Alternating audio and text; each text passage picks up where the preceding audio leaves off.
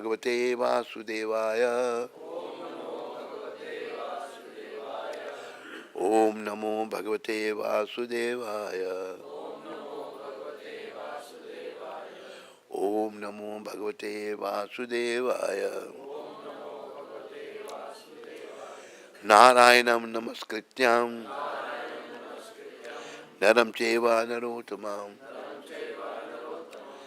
देवीं सरस्वतीं व्यासं ततो जयम् उदीरये। नष्टप्रायेषु भद्रेषु नित्यं भागवत सेवया भगवती उत्तम श्लोके भक्तिर्भवति नैष्ठिकी। Before reciting the Srimad Bhagavatam, which is the very means of conquest, I offer my respectful obeisances unto the personality of God and Narayana, unto Narayana Rishi, the supermost human being, unto Mother Saraswati, the goddess of learning, and to Srila Vyasadeva, the author, and to Srila Shukdev Goswami, his great reciter, and to Srila Prabhupada, the giver of Bhagavad to the whole world. थोड़ा सा नीचे करो इसको, इसको भी इधर लगा दो यार तुम, मेरे से मैं नहीं कर सकता। कैसे? पहले किया नहीं हुआ, तूने किया नहीं होगा, मैंने ट्राई किया नहीं हुआ। थोड़ा सा कल का पढ़ रहा हूं मैं। आध्यात्मिक शिक्षाओं के माध्यम से उन सबको सांत्वना देने का प्रयास किया। एक मिनट,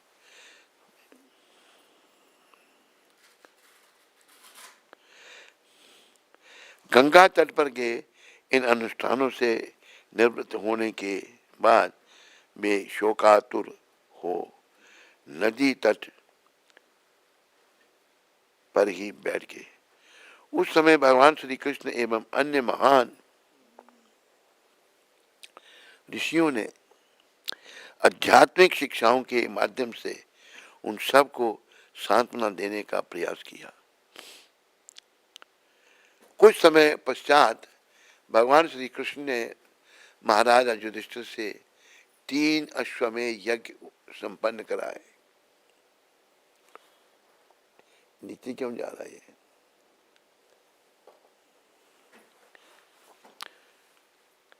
सारे कार्य संपन्न हो जाने पर श्री कृष्ण कुछ कुछ समय के लिए हस्तिनापुर में रहे और फिर उन्होंने अन्य यादवों के साथ वहां से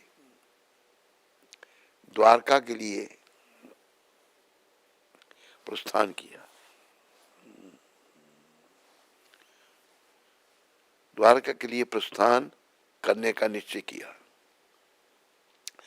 उस समय शिला व्यासदेव सहित अन्य महान ब्राह्मणों ने उनकी पूजा की, परंतु भगवान श्री कृष्ण अपने रथ पर आसीन हुए ही थे कि अत्यंत भयाक्रांत स्थिति में क्रंदन करती हुई उत्तरा वहां पहुंची। हे देवादिदेव, कृपया मेरी रक्षा कीजिए। क्यों जा रहा है? ट्रेन है उसकी साफ। अच्छा, थोड़ा सा सत्संग करवा दिया तुमने तो अच्छा। अत्यंत भयाक्रांत जब करता है। अच्छा, तो ये सब तेरी कृपा है इस बार। भयाक्रांत स्थिति में क्रंदन करती हुई उत्तरा वहां पहुंची। हे देवादिदेव, कृपया मेरी रक्षा कीजिए। एक अगण्य बाण अत्यंत तीव्रता से मेरी ओर आ रहा है। यदि यह आपकी इच्छा है कि मैं भस्म हो जाऊं तो मुझे कोई आपत्ति नहीं, परंतु कृपया मेरे गर्भ को नष्ट होने से बचाइए।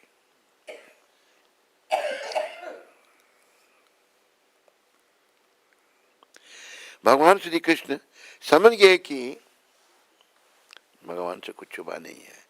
हरे कृष्णा हरे कृष्णा राम राम हरे हरे।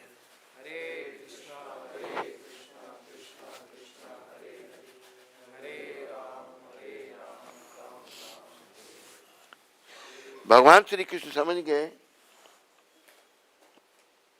अरे बोल ये दूसरा ले आओ, कि वह ब्रह्मास्त्र अश्वत्थामा ने पांडवों के अंतिम वंश को मारने के लिए छोड़ा है। सभी पांडवों ने तुरंत अपना अस्त्र शस्त्र उठा लिया, परंतु भगवान श्री कृष्ण जानते थे कि अश्वत्थामा के अस्त्र को निरस्त करने के लिए समय बहुत कम है और स्थिति अत्यंत नाजुक है। यदि श्री कृष्ण ने अस्त्र शस्त्र नहीं उठाने की प्रतिज्ञा ली थी, अब उन्होंने अपनी प्रतिज्ञा की परवाह न करते हुए अपने भक्त वत्सल नाम को सार्थक करने के लिए तुरंत अपने सुदर्शन चक्र का आह्वान किया। अत्यंत छोटा रूप लेकर वे उत्तरा के गर्भ में प्रविष्ट हुए और अपनी अद्भुत शक्ति से उसे आच्छादित करते हुए अश्वत्थामा के अस्त्र को निरस्त कर दिया। इसके पश्चात जब वे द्वारका जाने के लिए तैयार हुए तो श्रीमती कुंती देवी अपने पांचों पुत्रों के साथ उनके पास आई और उनकी सुंदर प्रार्थना करने लगी। कुंती देवी ने कहा, हे कृष्ण, तुम आदि पुरुष हो और भौतिक गुणों के प्रभाव से पूरी तरह परे हो। मैं तुम्हें प्रणाम करती हूं। देखो, कुंती माता की बहुत भक्ति बताई है इन शब्दों का आगे उनके भाव का। हे कृष्ण, तुम आदि पुरुष हो और भौतिक गुणों के प्रभाव से पूरी तरह परे हो। मैं तुम्हें प्रणाम करती हूँ। जिस प्रकार मंच पर अभिनय करने वाले नट को पहचाना नहीं जा सकता, उसी प्रकार तुम भौतिक इंद्रियों की पहुंच से परे हो और तुम्हें केवल वे भक्त एवं अध्यात्मवादी ही समझ सकते हैं जो पूरी तरह भौतिक कलमश से शुद्ध हो चुके हैं। फिर भला मुझे जैसी अबला के लिए तुम्हें सही सही समझना किस प्रकार संभव है।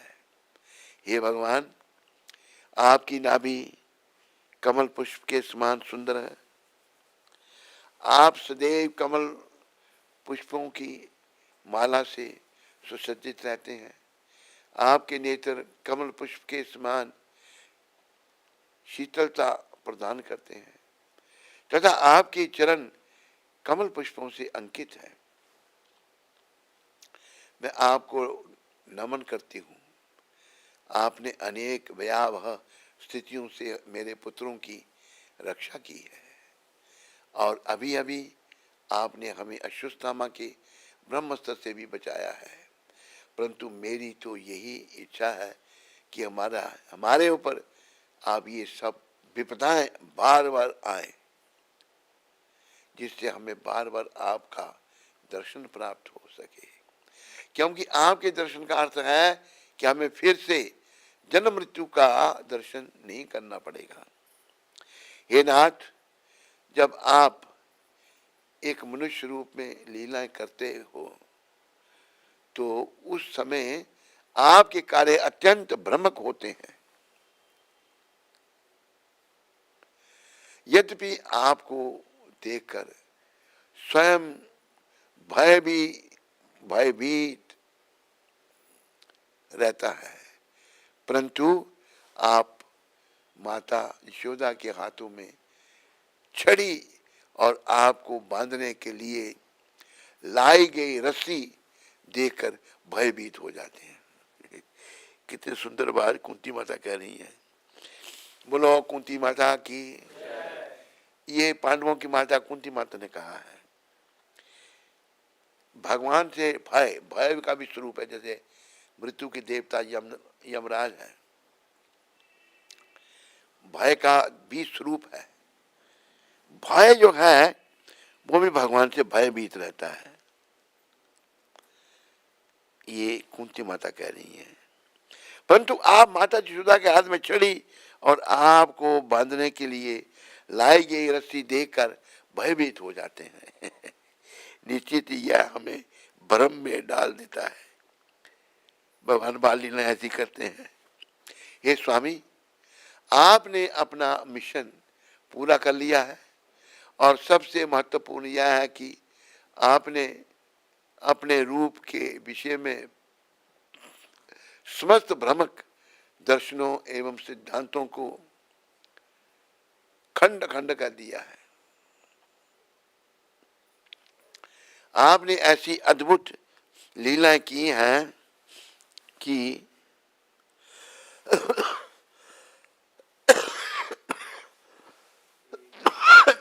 की हैं जिनका हम निरंतर श्रवण एवं कीर्तन कर सकते हैं।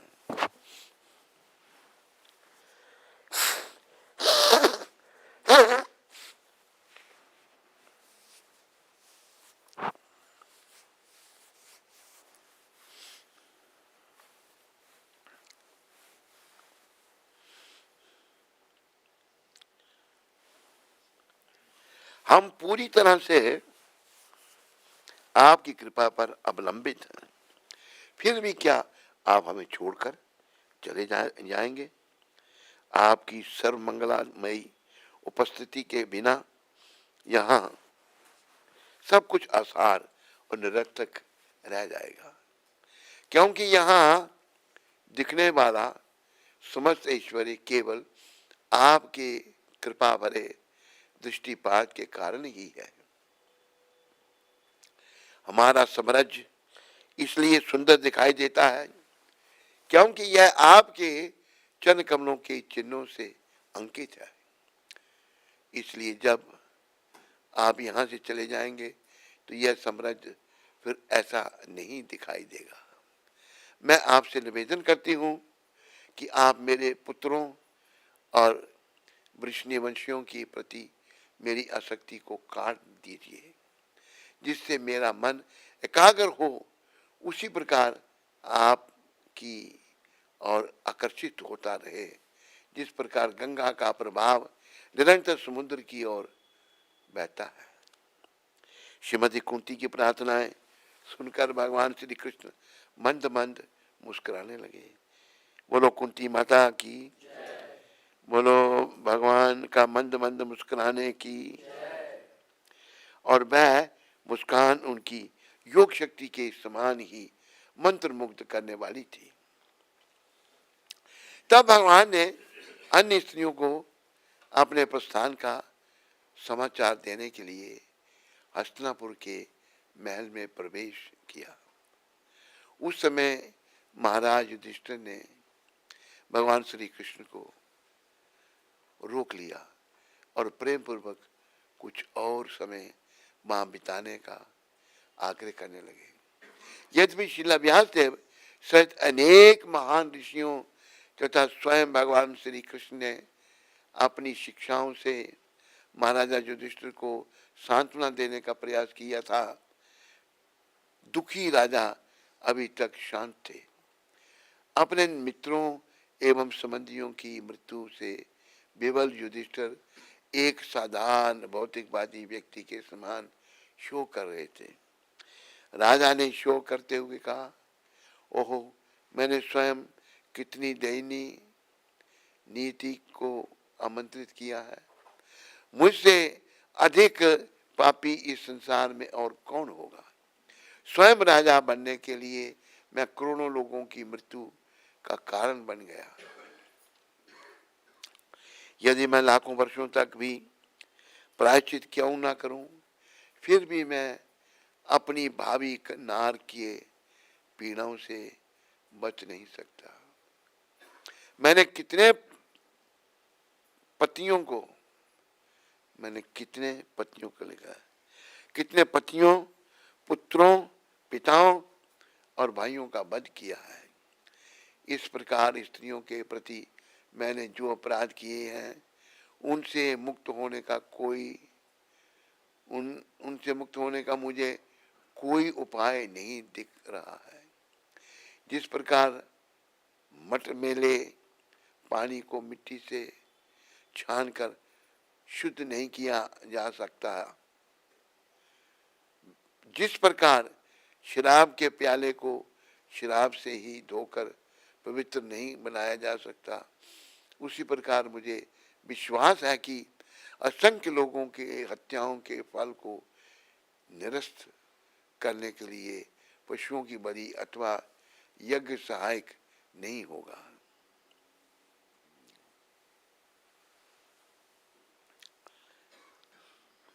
ये अगला प्रसंग कितना है, ये कितने पेज का है?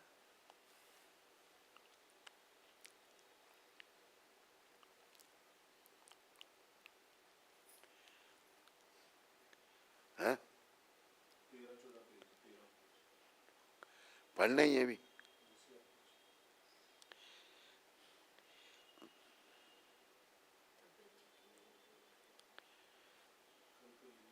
हैं? तुमने तो शुरू से सुना ही नहीं, कल क्या करने का है? कई बार सुन चुके हैं ना। कब सुना? सब जगह कथा सब जगह होती है भाई। गुरुजी यहाँ कथा कर रहे हैं। हमें बताया नहीं गया ना कि कथा आरंभ अब आप थे नहीं, तो बताते कैसे? बताया था हमने? नहीं। नहीं थे, यहाँ नहीं थे। बोलो बोलो मधुप्रिया, हमने कहा था नहीं कि हम भागवत पढ़ेंगे? हमें नहीं बताया, हम बीमार थे तब। हैं?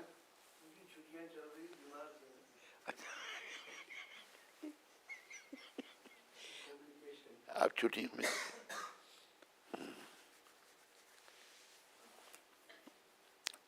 महाराजा युधिष्ठिर को उपदेश भीष्म का देह त्याग, पहला स्कंद। भगवान श्री कृष्ण युधिष्ठिर महाराज के हृदय में परमात्मा रूप में विराजमान थे और वह चाहते तो उन्हें शिक्षाएं देकर सरलता से शांत कर सकते थे, परंतु श्री कृष्ण चाहते थे कि युधिष्ठिर को वे शिक्षाएं मृत्यु शैया पर लेटे भीष्म पितामह द्वारा मिले, और इसलिए सब लोगों द्वारा सांत्वना दिए जाने पर भी महाराजा युधिष्ठिर का मन शांत नहीं हो पाया था। इस कार्य द्वारा भगवान अपने शुद्ध भक्त भीष्म का गुणगान करना चाहते थे, जिससे आने वाले समय में सब कह पाए जो कार्य स्वयं भगवान ने नहीं ना कर पाए वह भीष्म पितामह ने कर दिया। श्री कृष्ण पांडवों के प्रति भीष्म के अगाध स्नेह से भली भांति परिचित थे। भीष्म देव को आनंद प्रदान करने के लिए श्री कृष्ण महाराज युधिष्ठिर की अगुवाई में एक विशाल राजसी जुलूस के साथ युद्ध भूमि पर पहुंचे, जिससे पितामह अपने प्रिय पौत्रों की समृद्धि को देकर प्रसन्न हो सकें। इस प्रकार व्यासदेव एवं धौम्य जैसे अनेक ब्राह्मण एवं ऋषियों के साथ भगवान श्री कृष्ण एवं पांडवगण युद्ध भूमि में उस स्थान पर पहुंचे। यहाँ पितामह भीष्म शरशैया पर लेटे थे। इस समागम के दर्शन तथा भावी चर्चा को सुनने के लिए वहाँ पहले से ही श्रील नारद मुनि, श्रील सुखदेव गोस्वामी और परशुराम सहित अनेक ब्रह्म ऋषि, देव ऋषि एवं राज ऋषि उपस्थित थे। अपने रथों से उतरकर भगवान श्री कृष्ण और पांडवों ने पितामह के श्री चरणों पर नमन किया। उन्हें देखकर भीष्म देव ने अत्यंत शिष्टापूर्वक सबका अभिवादन किया और पूरे आदर सम्मान के साथ स्वयं भगवान श्री कृष्ण की पूजा की।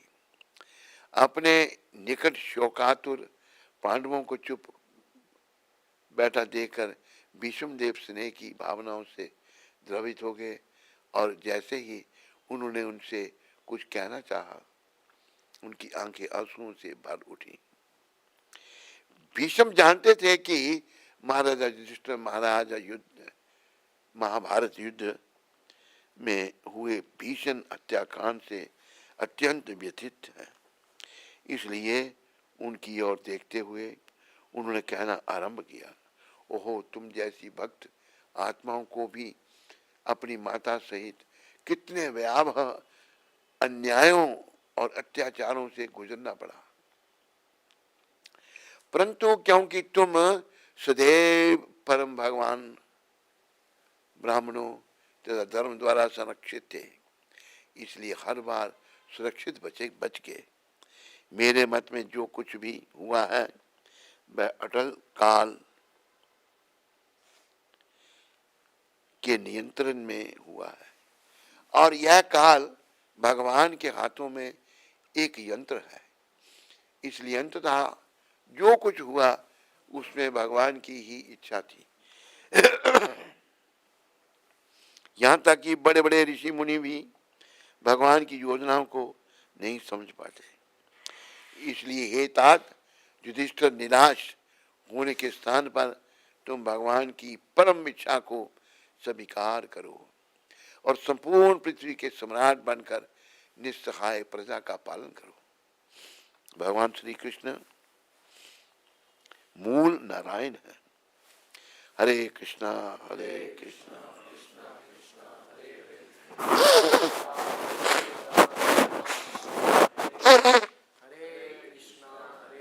कृष्णा कृष्णा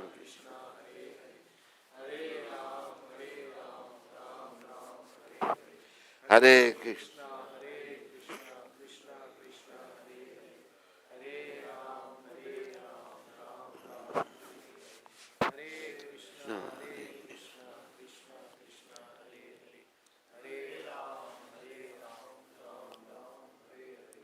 हरे कृष्णा हरे कृष्णा कृष्णा हरे हरे राम हरे राम।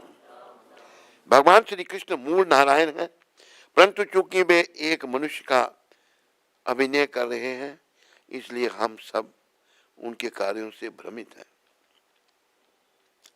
भगवान श्री कृष्ण भगवान सबके प्रति सम्मान रहते हैं, परंतु चूंकि मैं उनका निष्ठावान सेवक हूँ, इसलिए मेरी मृत्यु की इस घड़ी में मुझ पर अपनी विशेष कृपा दिखाने के लिए वे स्वयं यहाँ आए हैं।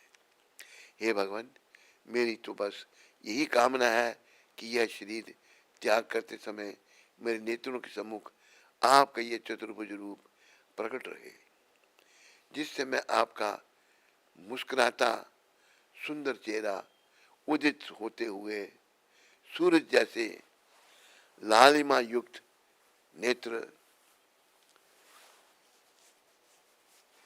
से युक्त है,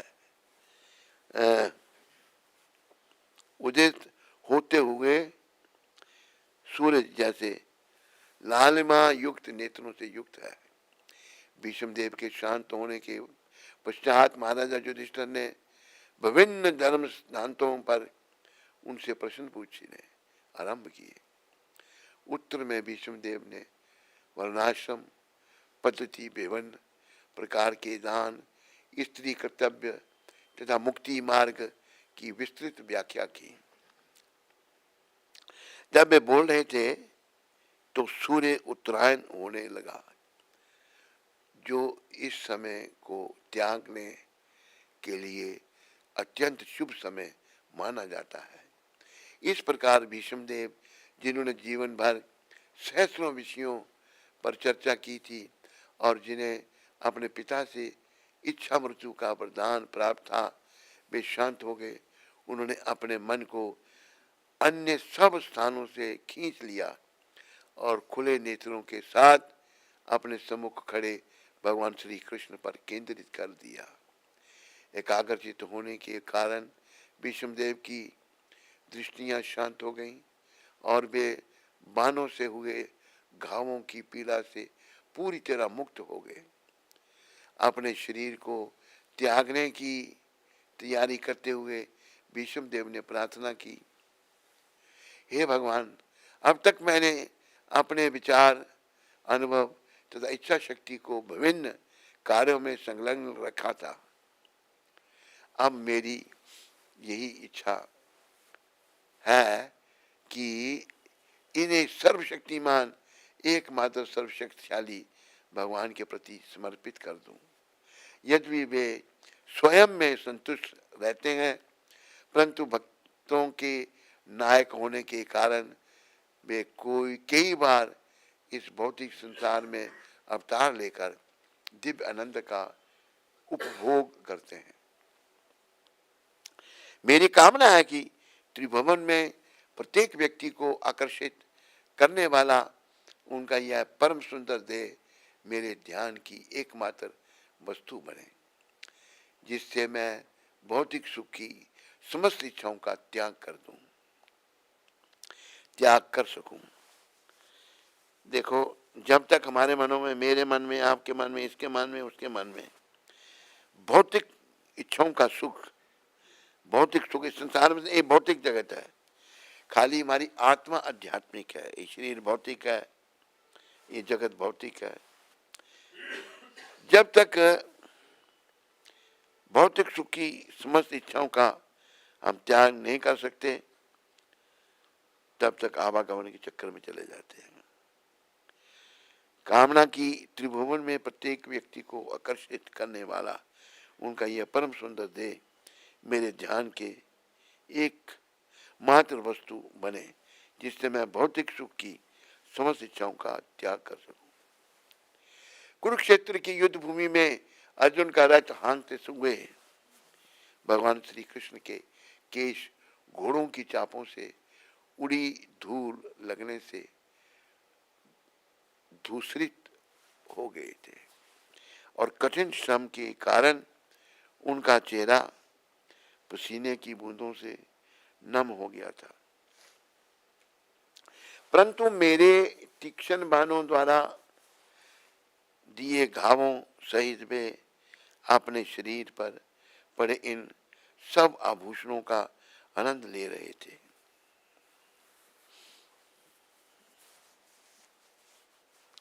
वास्तव में घाव श्री कृष्ण को उतना आनंद दे रहे थे जितना आनंद रति क्रीड़ा के दौरान प्रेमी प्रेमिका एक दूसरे द्वारा दांतों से काटे जाने में लेते हैं। अर्जुन की आज्ञा का पालन करते हुए भगवान श्री कृष्ण ने युद्ध भूमि में प्रवेश किया और अपनी दया भरी थोड़ा सा मैं खांसता हूँ।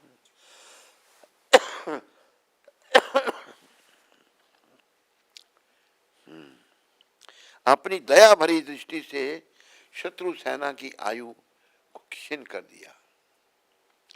मेरा मन सदा उन भगवान श्री कृष्ण पर केंद्रित रहे। मेरी प्रतिज्ञा पूरी करने के लिए भगवान ने स्वयं अपनी प्रतिज्ञा तोड़ दी। अपने रथ से नीचे उतरकर उन्होंने एक खंडित रथ का पहिया उठाया और मेरी और उसी प्रकार दौड़े जिस प्रकार एक सिंह हाथी की ओर दौड़ता है, और दौड़ते समय अनजाने में उनका बाह्य वस्त्र गिर गया। दुर्योधन ने यह देख कहकर मेरी निंदा की थी कि मैं अर्जुन का वध करने में हिचकिचा रहा हूँ। इस अपमान को न सह सकने के कारण मैंने अगले दिन युद्ध भूमि में 5 पांडवों का वध करने की प्रतिज्ञा ले ली थी और इस कार्य के लिए 5 विशेष बाणों को चुनकर अलग अलग रख दिया। परंतु दुर्योधन को संदेह बना रहा कि कहीं अगले दिन तक मैं अपना निर्णय ना बदल लूं, इसलिए वह उन 5 बाणों को अपने साथ ले गया, जिससे अगले दिन युद्ध भूमि में मुझे इस प्रतिज्ञा का स्मरण कर सके। परंतु श्री कृष्ण के निर्देशानुसार उस रात अर्जुन दुर्योधन के खेमे में आया और दुर्योधन को एक पिछले वरदान का स्मरण कराते हुए वे 5 बाण उससे ले लिए। जब मुझे श्री कृष्ण की इस चाल का पता चला, क्रोधवश मैंने प्रतिज्ञा ली कि आज या तो मैं श्री कृष्ण को शस्त्र न उठाने की अपनी प्रतिज्ञा तोड़ने के लिए बाध्य कर दूंगा, अथवा उन्हें अपनी आंखों के सामने अपने प्रिय मित्र की मृत्यु देखनी होगी। अगले दिन भयंकर युद्ध छिड़ा। अपने मित्र अर्जुन को खतरे में देखकर श्री कृष्ण से रहा नहीं गया और उससे बचाने के लिए वे उस टूटे हुए रथ के पहिए को उठाने के लिए बाध्य हो गए। श्री कृष्ण के रथ पर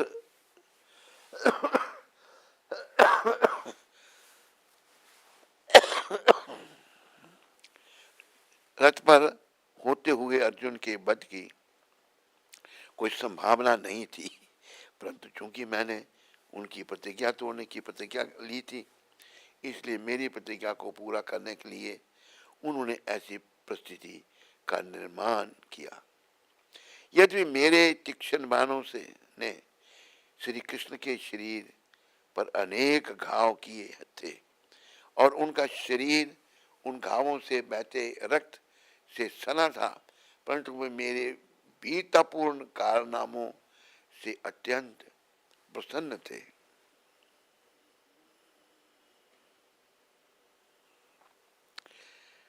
अब मृत्यु के इन क्षणों में मेरा चित्त पूरी तरह उन भगवान पर केंद्रित रहे जिन्होंने पार्थसारथी के अपने मनोरम रूप में अपने दाएं हाथ से चाबुक पकड़ा हुआ था और जो अपने बाएं हाथ से अर्जुन के घोड़ों की लगाम पकड़कर अत्यंत दक्षता से उसे चला रहे थे। मैं महाराजा युधिष्ठिर के उस राजसूय यज्ञ में उपस्थित था जिसमें भगवान श्री कृष्ण को अग्र पूजा के लिए चुना गया था।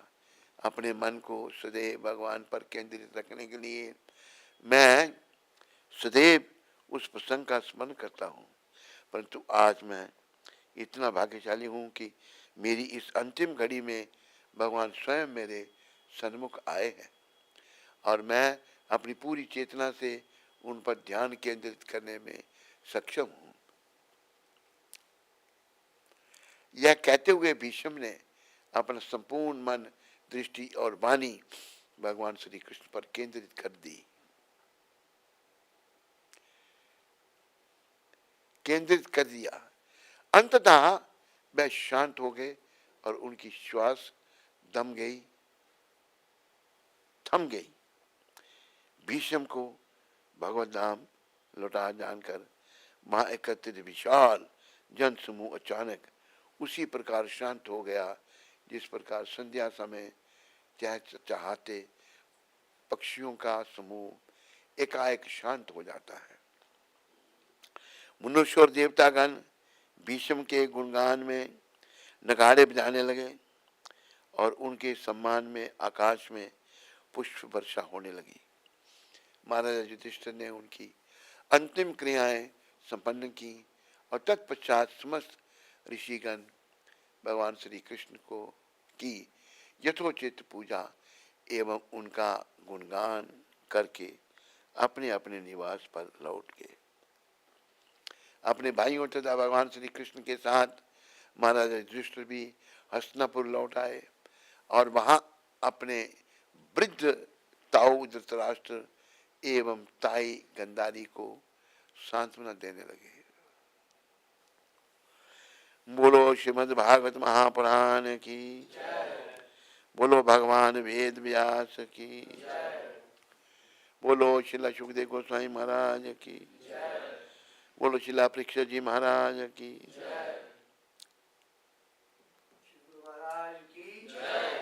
हरे कृष्ण। अभी आगे की प्रार्थना तुलसी माता